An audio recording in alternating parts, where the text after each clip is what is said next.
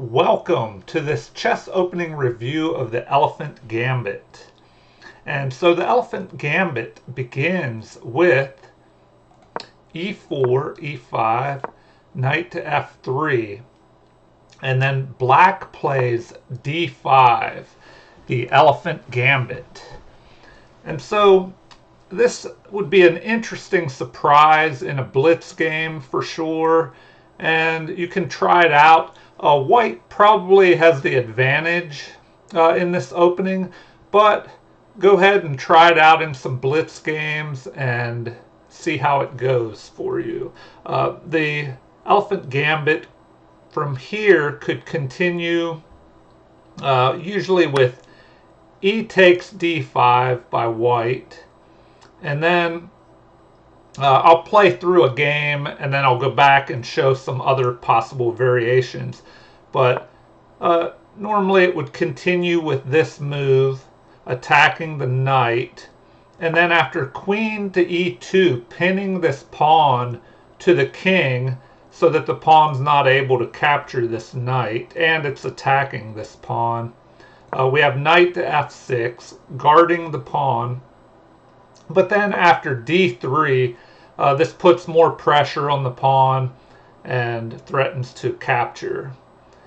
Here we could have bishop to e7, which blocks this queen lining up on the king and gets ready for black to quickly castle while white is still in the center.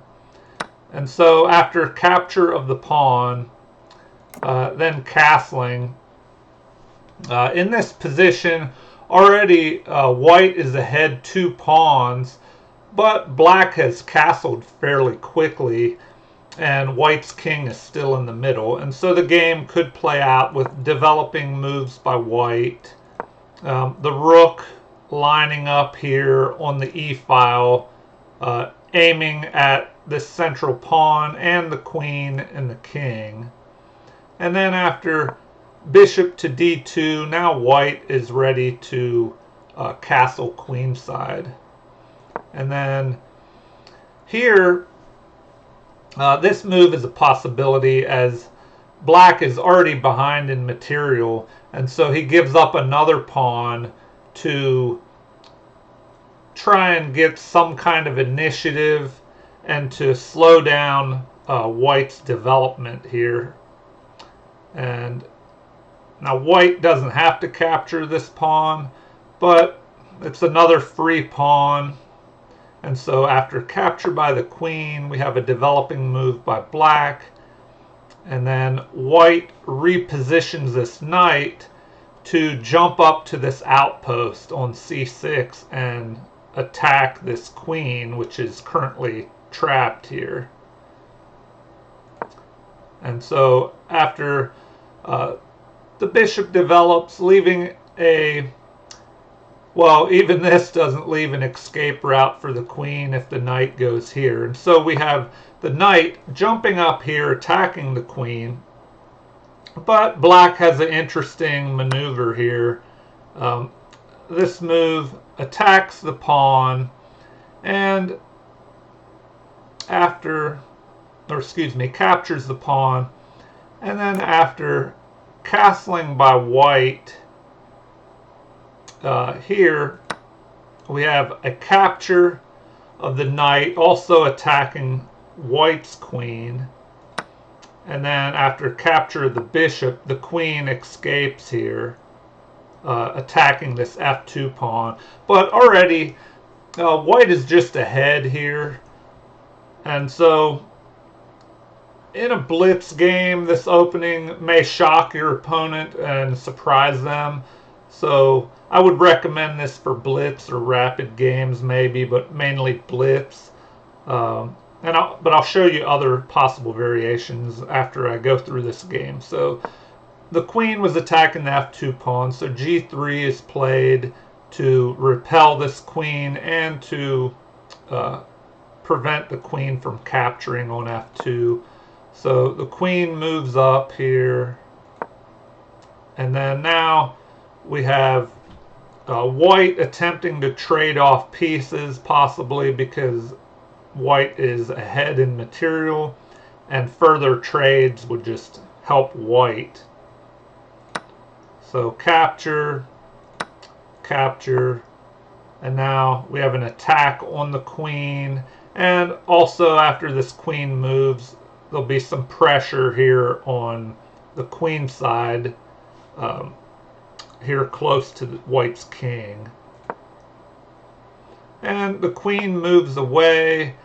Here, white's queen was attacking both the a7 and c7 pawns, and so the rook moves here to possibly protect this c7 pawn.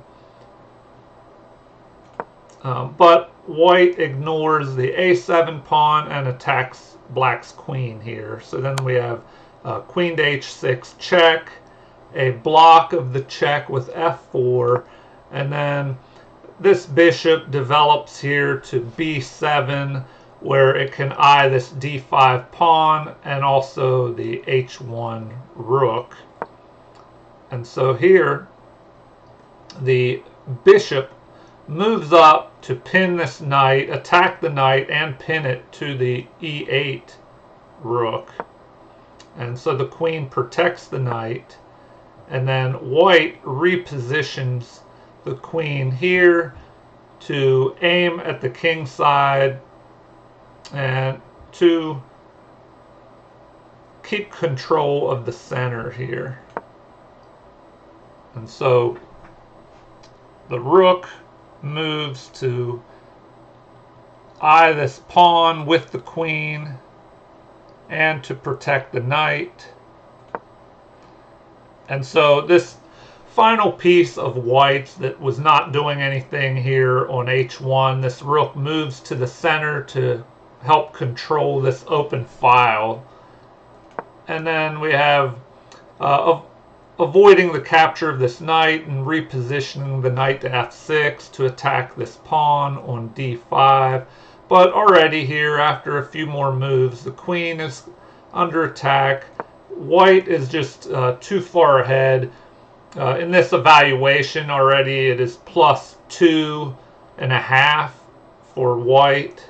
And so if we play out a few more moves, this bishop was under attack, so a4 protects the bishop. And then h6 gives a little breathing room for the king to escape here, to alleviate any back rank trouble later. And then after check, the king escapes to h7. The queen up here to c7, just putting pressure on black, and black is kind of on the defensive now. Capture, so here a pawn is regained, but after capture, pieces are exchanged down, and white is just ahead here by almost, well, +2 now the evaluation shows. And so here pressure is being built up on this knight on d5, and the knight does not want to move as exchanges would occur after that if that knight retreats. And so after f4, blocking any avenues along this diagonal to black's king and preventing these pawns from pressing forward, we have a5 gaining space on the queen side, and now an attack on the queen. But after a retreat by the queen, and this rook remaneuvers to help protect the knight, but now an attack with the bishop guarding this rook, and the rook attacks black's queen. The queen must move, but the rook repositions, and so now everything is lined up on this knight. And so the queen moves back to help fortify protection on the knight, but now the bishop attacks. And so here black regains a queen, or excuse me, a pawn, but there's too much pressure built up here on the knight, and after capture here, black is just, excuse me, white is just ahead by +4 now. And so the game played on further with a check, but after king to d2, black has nothing left here. So that's an example of how white can just go ahead in material in this elephant gambit, and if he just plays solid moves and holds on to his material, that can really give black problems unless black finds some kind of counterplay or some attack on white's king. And so I'll go back here to the beginning and go over these opening moves. So e4, e5, knight to f3, and d5 is the elephant gambit move by black. And so in the first game we looked at e takes d5. And so another possibility is knight takes e5 by white. And so then after d takes e4, we have development moves by white. And so already white has 2 pieces out, and they're aimed here at the weak f7 pawn. And after this queen attacking the knight and the g2 pawn, the game could play out with check, the king moves forward, and then this move protects the knight and attacks the queen at the same time. And so after the queen captures, the rook moves to avoid being captured here, but then bishop to h3 is played, threatening to capture this rook. But once again, if white just plays solid moves, protecting here, moving this bishop to c4 to protect the rook, and then black finally develops another piece here, and then we have bishop to f4, now guarding this h2 pawn, and then black attacks this knight in the center on e5. And if white ignores that and just continues development, and now this bishop on c4 is attacked by the knight, and so after a retreat, the knight repositions into the center, now attacking this bishop, but white continues to ignore that and develops further. And finally, the bishop retreats as no headway is being made here, threatening this rook. And so the bishop retreats back to e6 to help fortify the center and guard this knight on d5. And after capture, we have capture by the knight, castling by white.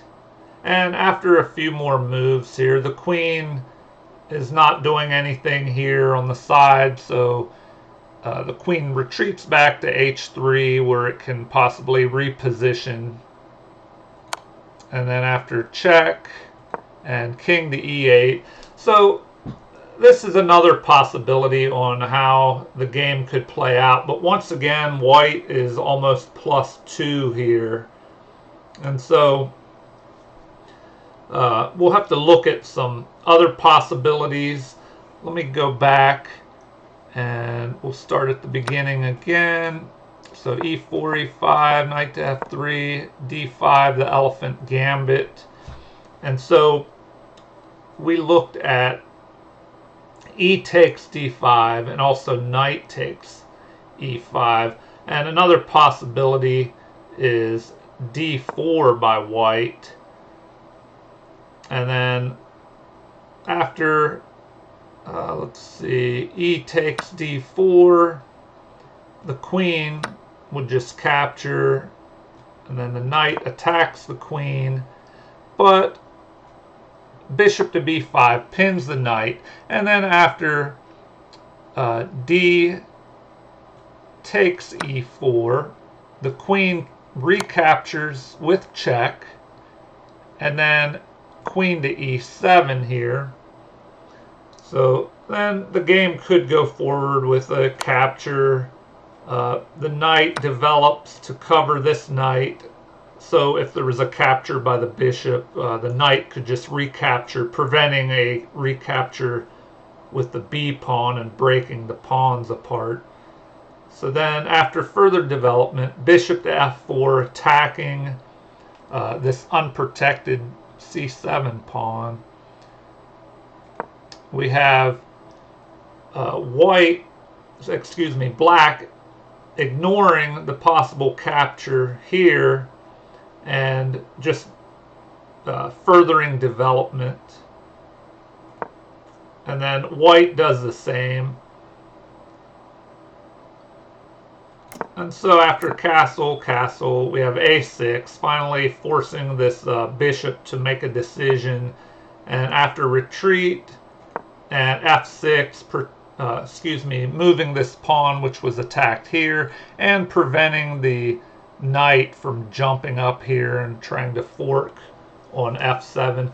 So in this position, the game is pretty even. And so it depends what white plays in the beginning. If white plays this d4 move, then black will not have as much trouble compared to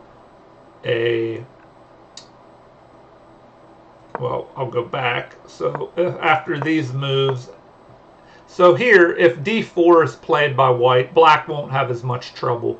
But if the main moves are played, e takes d5, or knight takes e5, then it may be a little more difficult for black.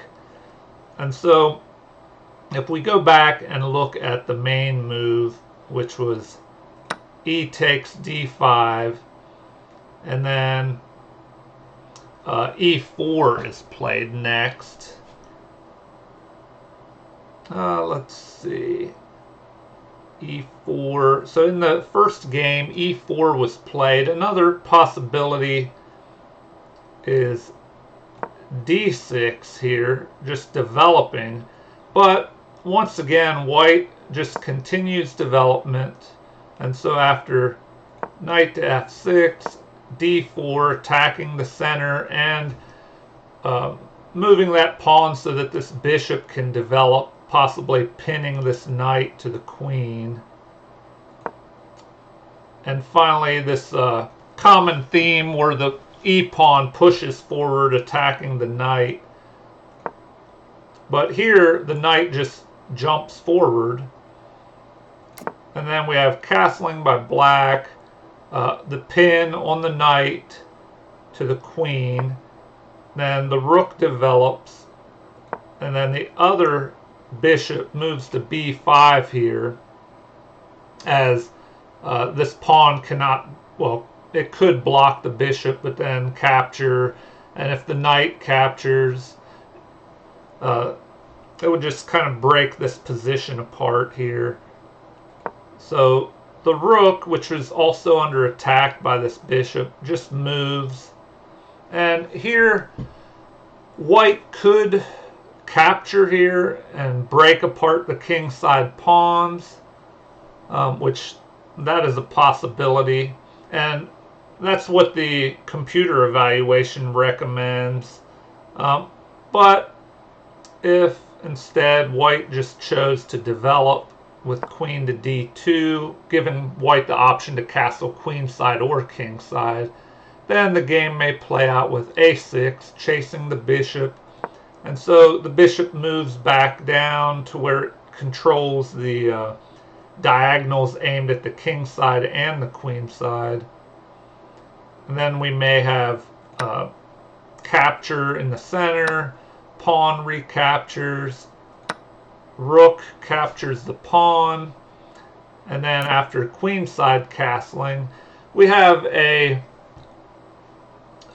game where kings have castled on opposite sides, and in this position it's usually a race to see who can storm their pawns forward against the opponent's king and break through first. And so after development by black to help protect this pawn and the king side, we have this move here, white storming the pawns forward. And so the bishop will either retreat here, which will probably be the most likely move, but then white will be able to storm forward with these pawns while black will try and push forward here on the queen side. And in this position, once again, white is ahead with +1, almost 1.5. And if we look at the material, it looks like material is even, but white is a little ahead in development here, as this rook is not developed, his knight over here is not developed, or the queen. So white is just ahead in development and has already gained the offensive, the initiative, by attacking this bishop, which will have to retreat. And then we may see further pawn storming here on the king side. Okay, I will go back and we'll take a look at a few more possibilities here. Okay, so back to the beginning. E4, E5, knight to F3, and D5, the elephant gambit. And so we looked at E takes D5, so that, and then we also looked at knight takes E5, or excuse me, the first variation was E takes D5. And so in this, it looked like white was ahead. And also in the knight takes E5 variation, white was a little ahead in that. Now the D4 move here, the game was more even, and you're probably less likely to see white play that. And so here, let me take a look at what we should go over next. We also looked at the bishop to D6 move, and this left the game even in material, but a little bit ahead for white as far as developing. White just develops faster. Okay, so back to the beginning, play through these moves, and then here we'll look at the main line, which was E takes D5, which is probably what black is most likely to face, and unless white is just surprised so much and is not sure what to play at all, which is a possibility in this gambit. And so then after E takes D5, usually E4 is played.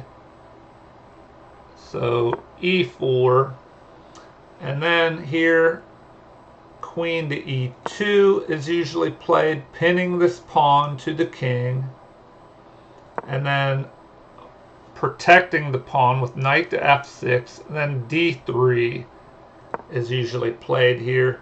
And so in the example, the game continued, the first example, the game continued with bishop to E7, preparing to castle.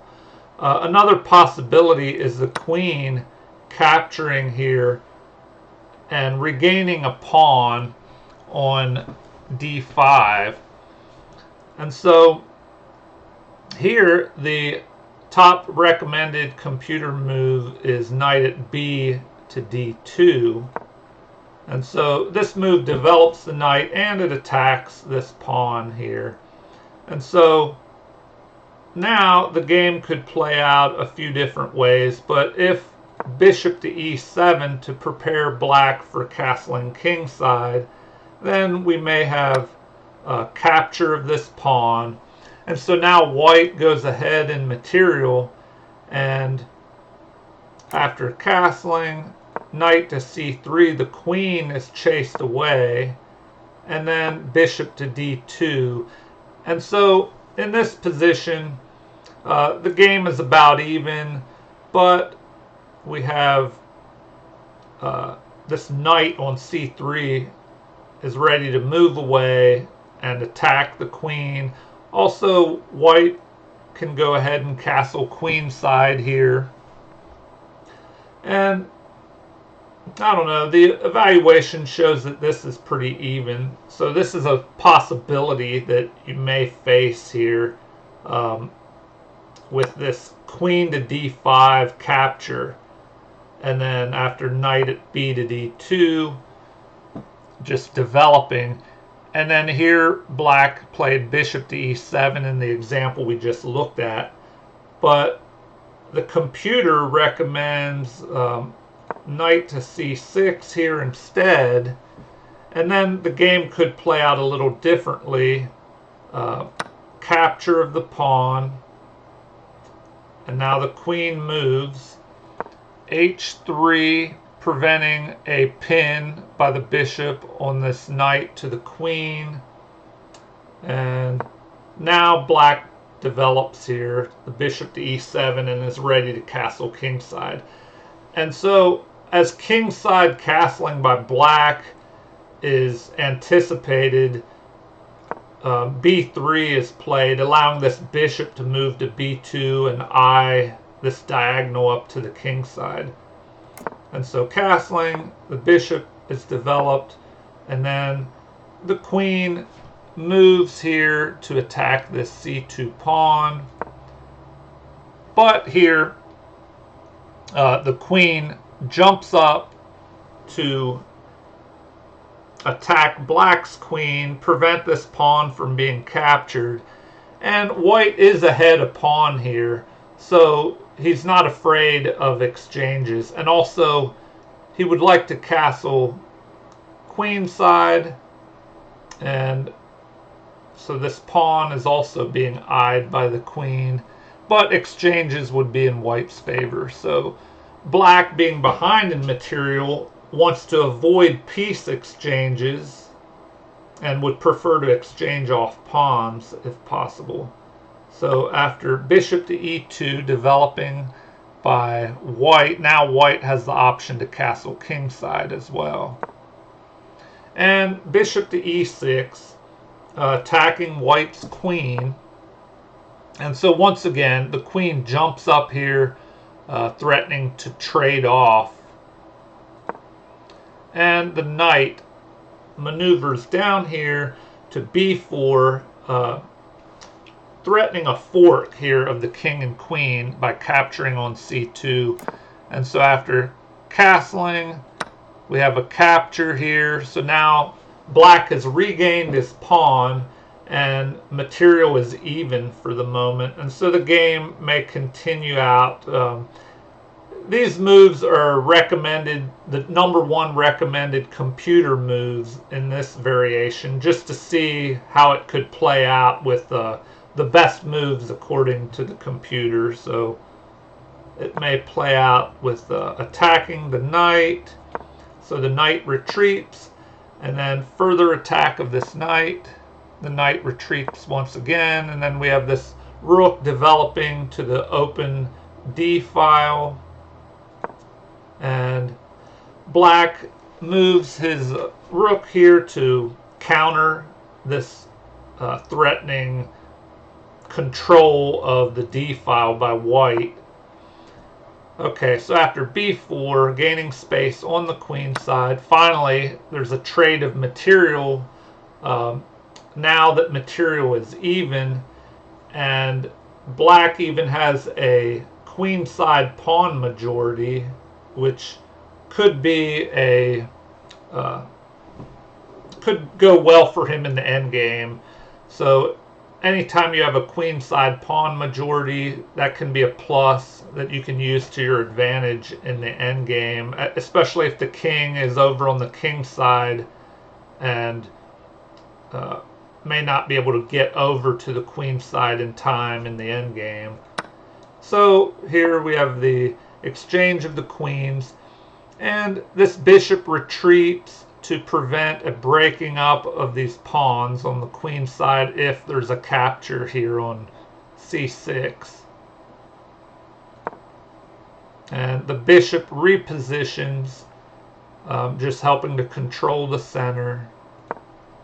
And after a pawn move, the bishop repositions here, protecting this e4 pawn, also eyeing the knight, and this b7 pawn if the knight moves. And so that is as far as I went in this variation. So here, if we look at the computer evaluation, it shows it's about even, a little bit in white's favor, probably because his pieces, well, his bishops are a little more actively placed than black's bishops, which are just blocked in here by their knights. And so white has a slight advantage here, but the game is pretty even. Black does have that queenside pawn majority, which could help him in the end game. And so that was another possible variation that could play out in this elephant gambit. And that's all I'll go over in this elephant gambit for today. You know, otherwise this video could stretch out to an hour or two. And so I hope you enjoyed that video. If you have, please like and subscribe, and feel free to leave comments or suggestions. Try out this elephant gambit for yourself and see what you think, and hopefully this video will help you a little bit on how to play it as black or white. Overall, I'd say white has the edge in this opening, but the elephant gambit is probably a good surprise opening, especially for blitz games. Well, I hope you enjoyed this and have a great day. Thank you.